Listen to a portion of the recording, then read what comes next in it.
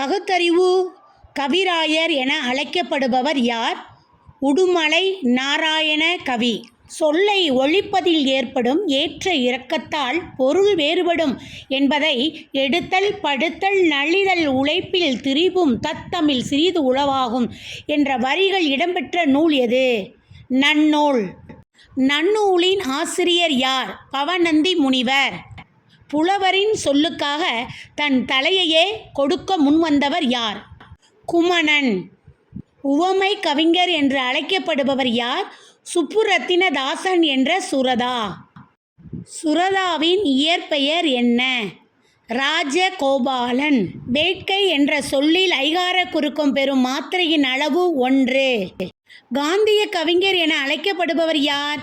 நாமக்கல் கவிஞர் வே. ராமலிங்கம். கத்தியின்றி இரத்தமின்றி யுத்தம் ஒன்று வருகுது என்று பாடியவர் நாமக்கல் கவிஞர் வே. ராமலிங்கம்.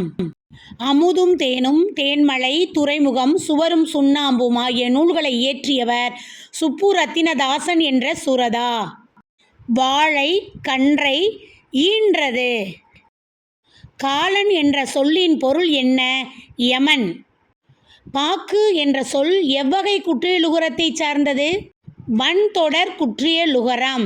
பாகு மாசு ஆறு இச்சொற்கள் எவ்வகை குற்றியலுகரம்? நெடில் தொடர் குற்றியலுகரம்.